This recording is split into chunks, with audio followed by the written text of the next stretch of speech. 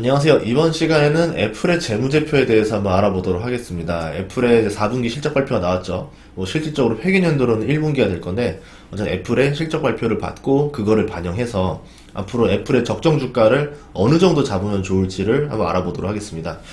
적정 주가 잡는 것 자체에 대해서 아마 이거는 조금 이게 논란의 소지가 많아요. 적정 주가라는 게. 왜냐면 이 성장률이라던가 이 수익성을 계산해서 만드는 건데, 이 성장이 영원할 수는 없거든요. 항상 영원할 것처럼 급격히 성장하지만 결국 다시 꺾여 내려갑니다. 그렇게 됐을 때는 적정 주가가 급격히 하락할 수가 있어요. 성장이 높을수록 그 적정 주가도 변동성이 굉장히 심합니다. 그래서 가급적이면 조금 성장이 좀 떨어지는, 좀 완만한 성장, 꾸준한 성장을 하는 기업들이 오히려 적정 주가를 계산하기가 훨씬 좋고, 고성장 기업들은 약간 조금 어렵다라는 점을 미리 말씀드립니다. 자, 우선 애플을 보도록 할게요. 애플의 주력 제품은 아이폰, 그리고 이제 아이맥, 그런 다음에 이제 아이패드, 그리고 이제 글래스까지 다 있죠. 이렇게 보고 나면은 애플 중에서 다양한 상품들이 나온다고 하지만, 우리가 알고 있는 실질적인 거는 이제 모바일 기반의 상품들이 굉장히 주력으로 잡고 있다. 이렇게 볼 수 있습니다. 그러면은 이 시대가 영원할 것인가? 그것도 아니거든요. 또 다음도 준비를 해야 된다. 이렇게 볼 수 있겠죠. 애플의 분기 실적을 한번 보도록 하겠습니다. 분기 실적을 제가 이제 따로 빼서 이거를 엑셀 파일로 좀 다시 한 건데요. 나눠서 보여드릴게요. 우선은 매출에 대해서만 보도록 할게요. 수익이라고 나온 부분이 이제 매출인데요. 여기서 보시면은, 네, 나와있습니다. 여기, 이제, 아이고, 예, 여기가 매출입니다. 네. 이렇게 되어 있고요. 깜짝 놀래라. 자, 이렇게 되어 있고요. 여기 최근에 나온 게 이겁니다. 이 자료예요. 굉장히 많이 나왔죠? 우선은 1분기 자체 10월부터 12월에는 매출이 높게 나오는 모습을 보여줍니다. 한 번, 두 번, 세 번. 매출 성장률이 급격히 나온 때는 다 크리스마스 시즌이 있었던 그 시즌이었다. 크리스마스도 있고 해피 뉴 이어 선물도 있고 미리 땡겨서 하는 것들도 있기 때문에 아무래도 이때 잘 나온다 이렇게 볼 수 있고요.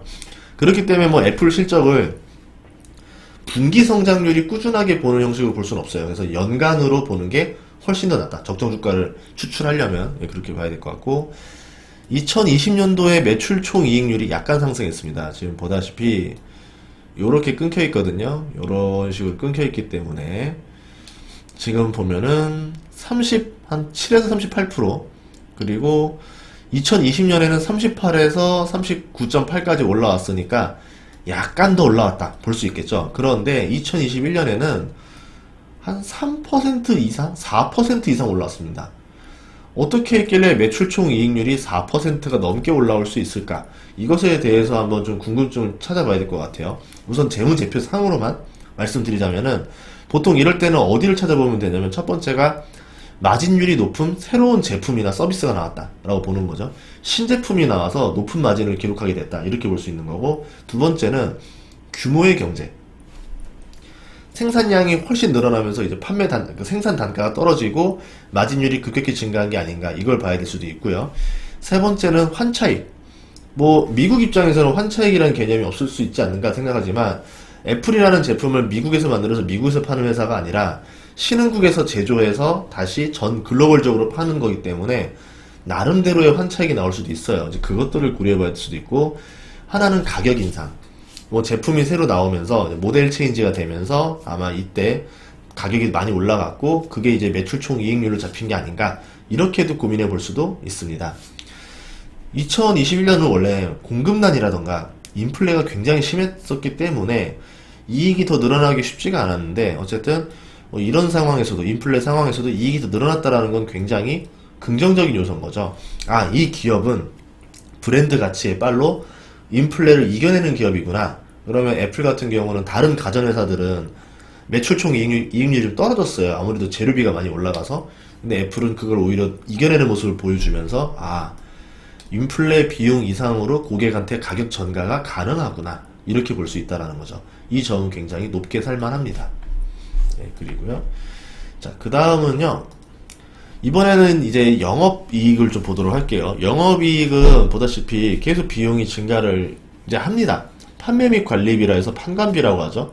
계속 올라가는데, 2021년 1분기, 그러니까 우리로 치면 이번에 겨울 시즌에 한 번 또 크게 올랐고, 작년 같은 경우도 그 시기에 한번 또 올랐었어요. 크리스마스 시즌이 될 때마다 판관비가 계속 올라가더라. 더 업이 되고 있다. 이렇게 보는데 아마 이거 뭐 물류비일 수도 있을 거고, 뭐 다른 비용들이 좀 들어갔겠죠. 아무래도 물류비가 제일 클 것 같고요. 그 다음에는 뭐 인건비들도 좀 들어갈 것 같습니다. 2022년에 이제 1분기를 봤을 때, 10월에서 12월에 한 번 더 급증을 합니다. 한 번 더 급증을 했는데, 뭐, 아까 말한 대로 이제, 뭐, 물류비가 가장 큰 영향을 할 거고, 인건비라고 할 때 이게 왜 인건비냐라고 하는데, 이런 것들도 있는 거예요. 예를 들어서 뭐, 광고비가 올라간다라던가, 뭐, 이제 뭐, 다른 수수료들, 뭐, 판촉비, 이런 것들도 결국은 다 인건비 증가와 연관이 있는 거기 때문에 아마 이때 다 모든 것들이 비용이 좀 올라간 것들이 아닌가, 이렇게 볼 수 있어요. 그리고 연구개발비가 지속적 상승 중이라는 게 굉장히 이제 어떻게 보면 기대할 수 있는 포인트인데요. 연구개발기비 한번 볼게요. 보다시피, 크게 오른 때가 요때입니다. 요때 이제 크게 올랐죠? 그렇게 됐고, 21년. 이때 오르고, 이때 또 오릅니다. 아니, 대폭 증가한 시즌이 요 두 번인데, 요때랑 이때인데, 왜 이렇게 올랐을까라 생각해 봤을 때, 모델 체인지가 한번 있는 게 아닌가. 모델 체인지를 한다라던가, 새로운 제품을 준비 중인 게 아닌가. 제가 생각했을 때는 기존에 뭐냐, 애플 뭐 30, 뭐 14, 뭐 이렇게 나가는 게 아니라 애플 글라스라던가 애플 카 같은 것들을 미리 준비하는 게 아닌가, 그런 연구 비용들이 아닐까, 이런 생각을 해봤습니다. 그러면 애초에 예전에도 계속 아이폰이라던가 아이패드는 계속 준비했던 비용이기 때문에 이게 갑자기 급격히 증가할 필요는 없거든요. 우리가 없었던 새로운 라인업이 생기는 게 아닐까, 이런 고민을 해봤고, 매출이 크게 증가하고 매출 총 이익률도 우선 40% 돌파한 상태이기 때문에 지금 보다시피 영업이익률도 재작년, 2020년 10월을 기점으로 해서 30%를 계속 올라가고 있죠. 그러다가 이번에 10월 달부터 시작해가지고는 33%를 껑충 뛰어 올랐다. 한 단계 레벨업을 하는 모습을 보여줬다. 이렇게 볼 수 있습니다. 참고로 회계연도 때문에 약간 지금 오해가 있을까봐 제가 그래서 월별로 지금 말씀을 따로 드리고 있습니다. 그리고 이제 분기별 대차 대조표를 보셔야 되는데요. 미수금이 좀 많이 늘었어요. 뭐, 이 미수금이 늘어난 이유는, 다른 건 아니고, 이제 중국 쪽 판매에서 이제 미수금이 좀 늘었다라고 하는데, 보다시피, 이렇게 우리로 치면 10월에서 12월 되면 판매량이 늘면서, 이렇게 약간 미수금도 가끔씩 늘어나는 모습을 보여주고 있습니다. 이건 크게 걱정할 필요는 없고, 단기 투자가 많이 줄었다라는 점, 자본을 더 효율적으로 돌리겠다, 이렇게 본 거겠죠. 그리고 영업활동 현금 흐름이 지속적으로 이제 어쨌든 흘렀었다가 다시 올라가는 모습을 보여주고 있죠. 원래는 이게 이런 모습에서 턱 올라가야 되는데 내려가다가 휙 올라가는 모습을 보여줬어요. 이렇게 됐고요. 순부채도 계속 줄어들고 있다가 지금 최근에 갑자기 늘어났었고, 자본 총계는 계속 줄이고 있다 늘어났는데 이거는 아마 계속 줄어들 겁니다. 자본이 줄어들면 나쁜 기업 아닌가요? 그렇지 않아요. 여기 같은 경우는 자사주를 소각하고 있어요. 이익을 해가지고 자사주를 해서 소각을 시키면서 자본 총계가 계속 줄어들고 있는 모습입니다. 근데 이익은 늘면서 자본 총계가 이렇게 줄어들면은 어떤 일이 벌어지느냐? ROE라는 게 급격히 늘어나기 시작해요. 더 적은 자본으로 더 높은 수익을 낼 수 있다. 굉장히 매력적인 사업을 한다. 이렇게 볼 수 있겠죠. ROE에 대해서는 따로 한번 영상을 봐주시면 감사하겠습니다. 제가 한번 올렸던 영상이 있는데, ROE가 높다라는 거는 투자자들한테 굉장히 매력이 있는 회사라고 유혹하게 되는 거예요. 예를 들어서 어떤 기업은 100억이 있어야 10억을 만들어내는 거고, 어떤 기업은 20억만 있어도 10억을 만들어냅니다. 그럼 투자자 입장에서는 20억 가지고 10억을 벌어오는 기업을 더 매력있다 생각하겠죠. 어차피 돈은 똑같은 거기 때문에. 지금 애플이 그런 모습을 보여주고 있죠. ROE가 5년 평균 60%가 넘습니다. 20억이라는 자본으로 매년 12억 이상의 현금을 만들어내고 있다. 순이익을 뽑아내고 있다. 굉장히 훌륭한 사업 모델을 가지고 있다라는 거죠. 버핏이 그래서 투자한 이유도 있어요. 굉장히 적은 자본으로 높은 이익을 내고 있기 때문에 요거 있었고요. 아까 말한 대로 그 자사주 소각에 대해서 어떻게 볼 수 있냐면, 그 총 주식수를 보시면 되는데요. 2023년, 22년 9월 때만 해도 260억만 주였었는데, 지금 보시면은 164억만 주로 줄었죠. 굉장히 많이 줄었죠. 주식만 38.5%가 줄었습니다. 다 소각을 하는 거예요. 소각을 하게 되면 기업에서 큰 건 바뀌는 거 없죠. 기업의 매출, 영업이익, 순이익은 지장이 없지만 어떤 게 올라가냐면 주당 순이익이 올라가요. 순이익에서 결국은 주식 수로 나누는 거잖아요. 그게 주당 순이익인데 이 주당 순이익이 감소하게 되면 어떻게 되겠어요?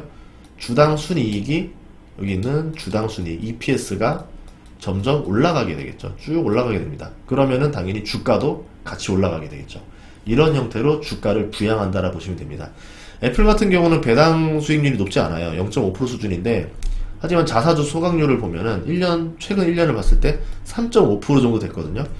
그러면 실질적인 배당은 4% 수준이 되는 거다. 이렇게 볼 수 있다는 거죠.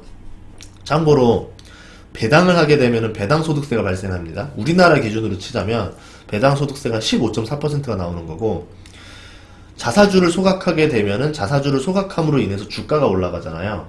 이거에 대해서는 지금 뭐 대주주가 아닌 이상 세금이 없죠.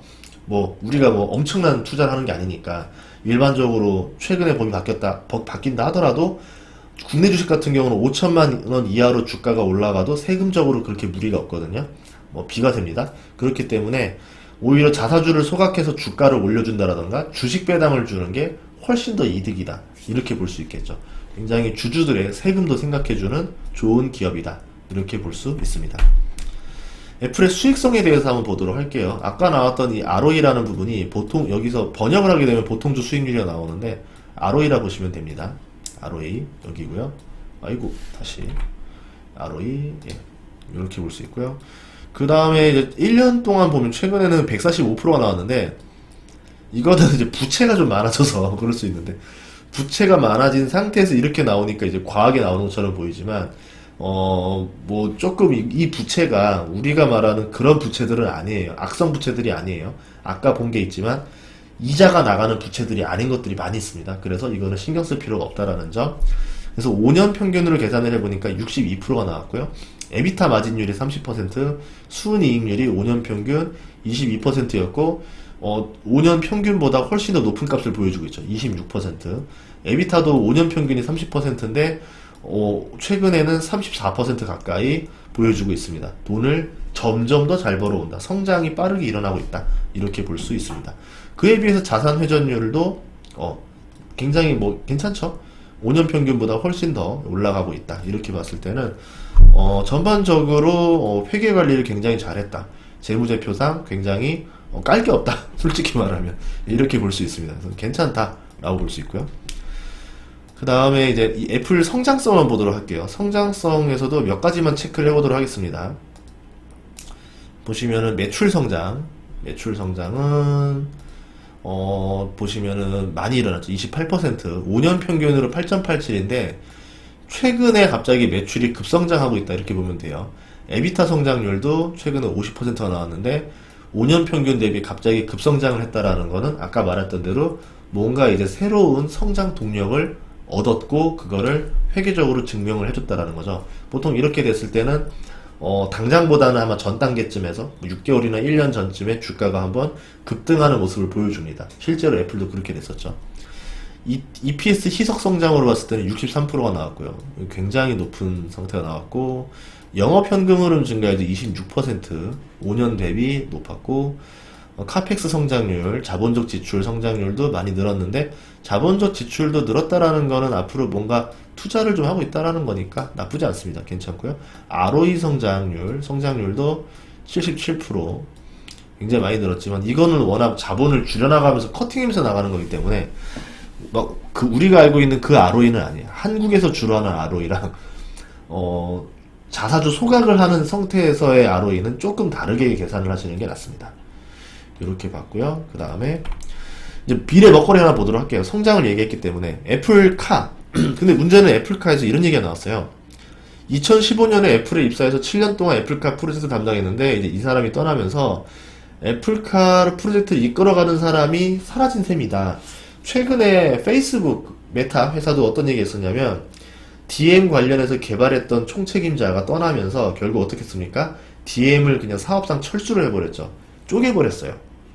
그러면서 이제 어떻게 보면 페이스북도 미래 가치가 굉장히 뛰어날 거라 생각했던 이제 그 암호화폐 이 사업을 포기하면서 조금 실망이 됐죠. 만약에 이거를 계속 끌고 갔더라면 약간 희망감이 있었을 건데 포기가 됐기 때문에 애플카를 혹시 포기하는 거 아니냐라는 우려가 계속 나올 수도 있을 거예요. 아니면 진짜로 애플이 애플카를 포기합니다. 이런 뉴스가 나오게 되면은 주식에서는 굉장한 악재로 나올 수도 있죠. 그러면 지금의 주가 성장에 아무래도 애플카라는 거는 우리가 그래도 언젠간 하겠지, 당연히 하겠지라 생각했던 그 프리미엄이 있었는데 그게 빠지게 될 겁니다.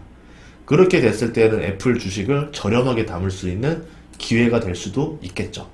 하지만 애플카는 가긴 가야 돼요. 이거 안 가면 안 돼요. 왜냐면 미래 사업 구조를 봤을 때 자율주행차 싸움에서 애플카가 들어오지 못하면 이거는 테슬라한테 굉장한 호재가 될 겁니다. 근데 애플카 같은 경우는 이걸 되게 잘할 수 있는 회사 중에 하나거든요.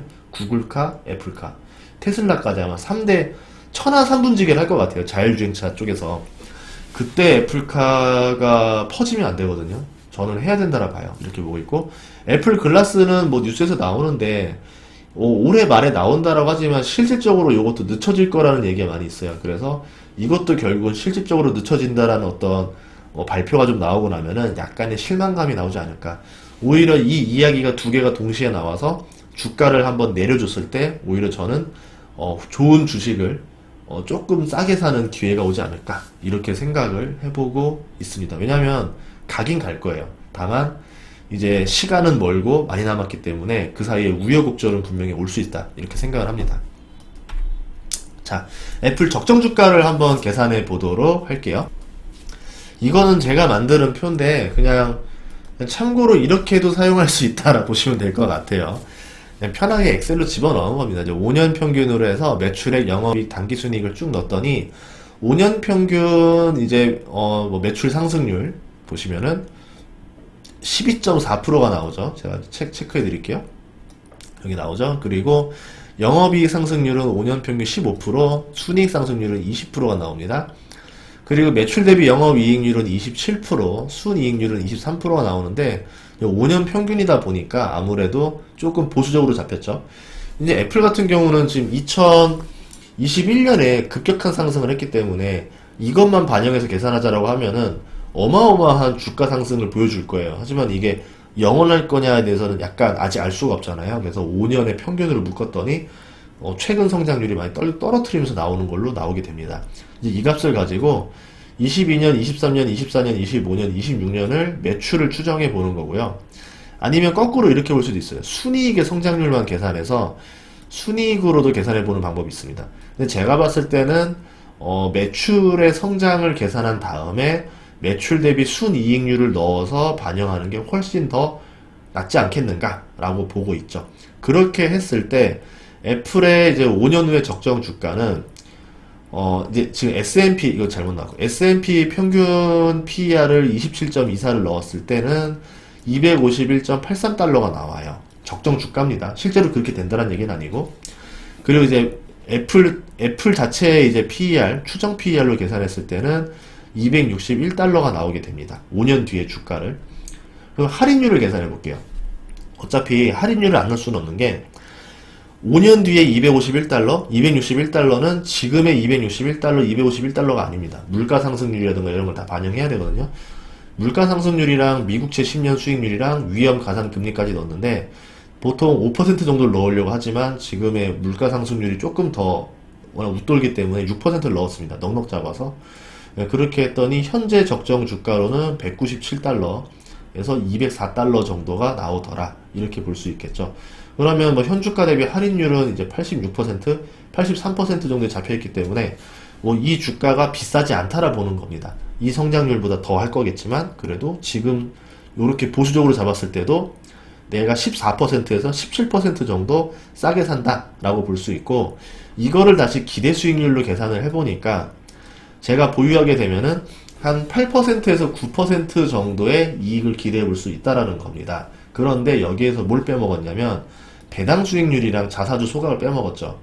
이거를 더하게 되면은 한 4% 더하면 되거든요. 그렇기 때문에 한 12에서 13% 정도의 연수익률을 기대해 볼 수 있지 않을까 이렇게 생각해 보고 있습니다. 보통 연 15% 정도 나오면 10년에 4배 정도 되거든요. 그거보단 조금 낮게 해서 한 10년에 한 3.5배 정도 생각하면 되지 않을까 생각하고 있습니다. 나쁘지 않죠. 다른 투자들 대비 확실하게 이렇게 성장해 준다라고 하면은 매력이 있습니다. 순이익 기준으로 하면은 너무 값이 크게 나올 수가 있어요. 지금 보다시피 적정 주가가 400달러 이상 나오고, 할인율을 쳐도 현재 주가가 이제 적정 주가가 327에서 340달러가 나오는데 지금 주가 대비 더블로 나오죠. 할인율이 50%가 나옵니다. 만약에 지금 사게 되면 기대 수익률이 20% 이상 나온다고 하는데 여기에 배당이랑 자사주 소각까지 계산을 하면은 대략 24%의 수익률이 나온다고 볼 수 있는데, 요거는 조금, 그쵸. 자사주 소각을 더하게 되면 더 올라가는 거. 이렇게 되는데 조금 안 맞지 않겠는가. 그래서 저는 제 생각에서는 한 연 12% 정도를 기대하는 게 적절하지 않겠는가라고 보고 있습니다. 이제 뭐 실제로 아까 적정 주가를 구했지만 다시 한번 얘기하자고 하면은 이 성장 속도를 유지할 수 있다라는 가정하에 구하는 거예요. 5년 동안. 근데 5년 동안 이 성장 속도를 꾸준히 유지하기라는 거는 굉장히 어려운 일이라는 거죠. 물론 이제 그거를 이겨내는 기업들이 종종 있긴 있어요. 하지만 일반적인 상황에서는 굉장히 가혹한 조건이라는 겁니다. 이게 뭐 네거티브라는 단어가 아니라 어떻게 보면 이걸 해내는 기업은 진짜 대단한 기업이라는 거죠. 왜? S&P 500의 평균 수익률이 10%인데 그거를 초과하는 수익을 낼 수 있다는 거잖아요. 평균보다 더 뛰어난다기 때문에 이거는 칭찬해 줘야 되는 겁니다. 자, 이렇게 봤고요. 그 다음에 뭐가 있었냐면요. 애플에서 나왔던 사업 보고서에서도 이런 자료가 하나 있었어요. 우리의 5년 동안의 실적을 보여주겠다. 얼마나 뛰어난 회사인지 보여주겠다라고 하면서 S&P 500 인덱스에 투자했을 때, S&P 500 인덱스에 투자했을 때 요런 그래프였고요. S&P 500에서도 기술주의 평균에 투자했을 때는 이렇게 올라갔지만 애플에 투자했을 때는 이렇게 올라갔다. 2019년 이후로 갑자기 성장하는 모습을 보여주죠. 그래서 5년 동안 투자했을 때 수익이 어떻게 나왔느냐. 애플에 투자하면요 100달러가 556달러가 됐고 인덱스는 218달러, 테크놀로지 쪽으로 하면, 그러니까 기술주로 투자하면 349달러가 됐을 것이다.